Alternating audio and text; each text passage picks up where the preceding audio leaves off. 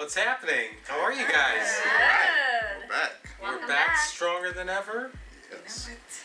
And I'd like to say that this is our 1-year anniversary of our GrayLaw TV. Whoa, whoa, whoa, whoa, whoa.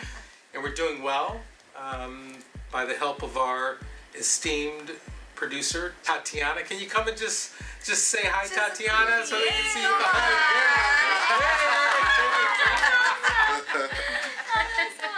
And you might notice someone new in the group. Marissa is back with GrayLaw. Yeah. They can't stay away. Marissa started when she was 10th grade, I believe, and graduated from UCLA, paralegal. She went on to this huge firm. She worked forever. She had 3 kids in the interim, and now she's back, and she has flexibility. We're walking with open arms again. Thank you. I'm happy to be back. We're happy to have you back. Absolutely. For sure. And then we have another announcement. Congratulations to Larissa, Oh my God! our attorney from Dominican Republic. She's going to be moving to Chicago to be closer to home. Yes, I And will. she's going to get a huge job at a big immigration firm in Amen Chicago. to that. And we wish you all the best. Yes, yes. Watch out, Thank Chicago. you. Watch out, Chicago. I will miss them all, but not so much because I'm never gonna leave. You guys are gonna see me. I mean, this is family for me, so We'll be back for this is segments. just see you soon. We'll be back for segments. All right.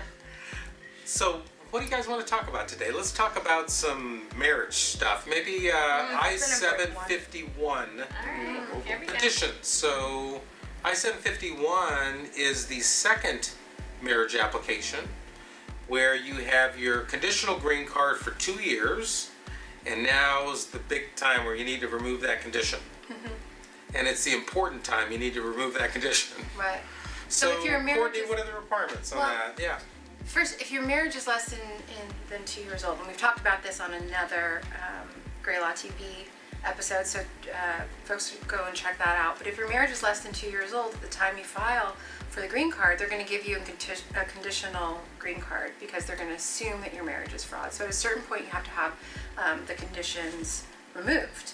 And I tell everyone to get a box, put it in the closet, and every time you get a bill, every time you move and get a new lease, put a copy in there. If you travel and you see the Welcome to Nevada sign or whatever, Welcome to Las Vegas, whatever it is, take a picture in front of it so that you could show immigration that over time you've been together. If you dye your hair blue, take a picture at Christmas.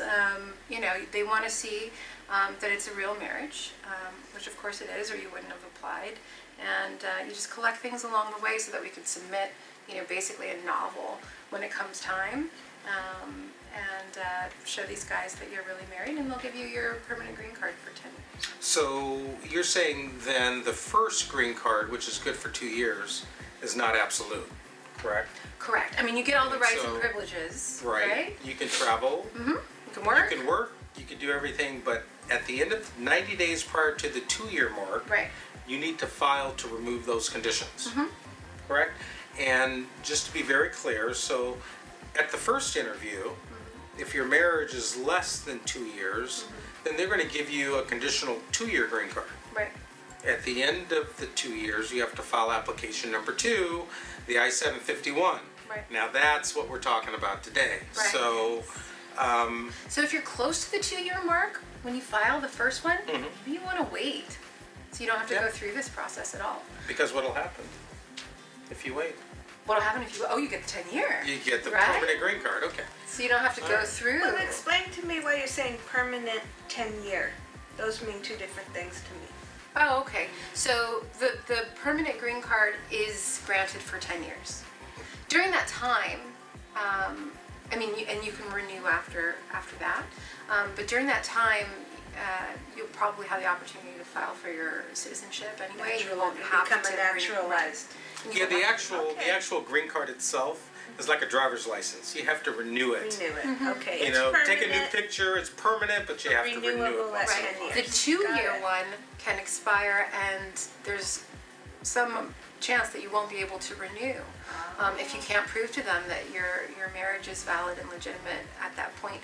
There's also an opportunity if for any reason that you divorce the marriage doesn't work out, you can still file on your own an I-751 petition. You file a waiver along with it saying, we entered this marriage in good faith, but it didn't work out, and you give them as much documentation as you collected in that box before you split. And then maybe while you're splitting, if there's some text messages or things, or you went to counseling or whatever, you can take some evidence of that as well.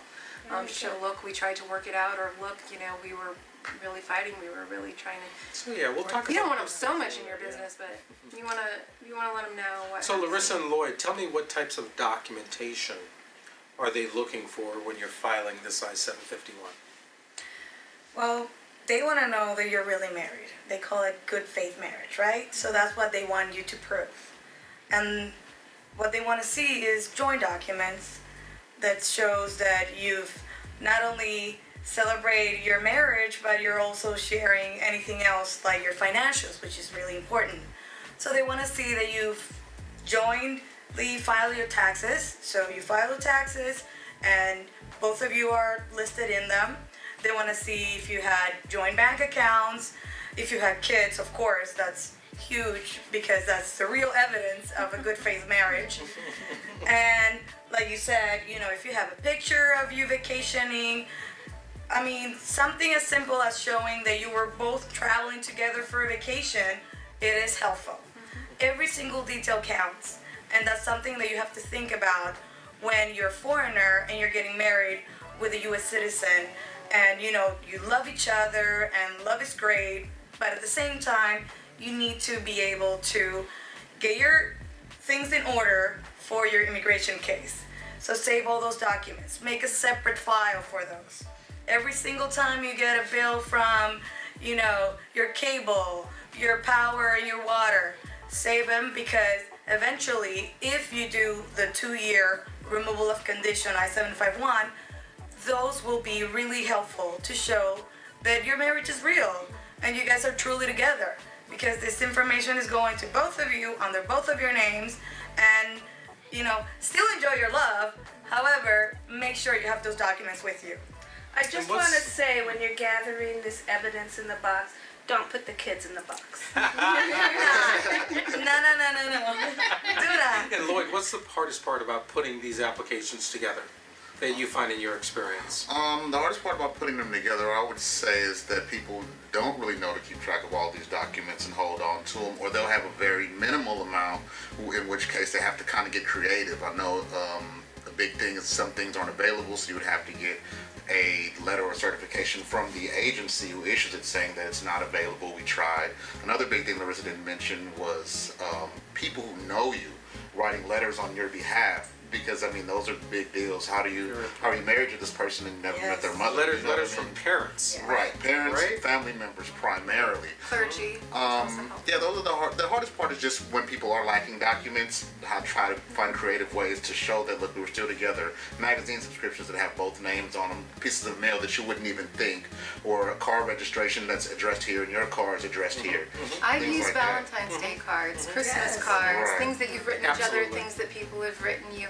A lot of times, young people who get married, they don't have a lot of credit established, and so Right. they don't have a lot of joint documents, and then there's trouble with social security numbers, and so they can't get the bank account or whatever the case may be, and that's when those declarations from family and friends come in really, really helpful. Exactly. Yeah, but I think it's important to also have both names on there. If Right. you can, anything that you can, whether it's life insurance, whether it's, your car payment, your rental. Yes, your health insurance. Both name opposed to name under one name. Right. A lot of folks these days keep their finances separate. In my marriage, I do. We have Same. separate. I do too. Right. Don't do But- that. But for immigration purposes, it's important that if I were going through this process, right now only my name is on a particular utility bill, I'd add the other name, right? Because you don't want to do things differently for immigration, right? But at the same time, people live their lives differently now, and immigration wants to see a joint life. So remember to put both names on You can. your accounts whenever you possibly can. So Karen, what are the types of filing fees that immigration requires to file this I-751? How expensive is it? Well, currently, what we have to send to the government with your application is a filing fee of $680. So that's not so bad. That's not so bad. Okay. All right, GrayLaw. Well, good to see you guys again. We'll see you in the next thank episode. you.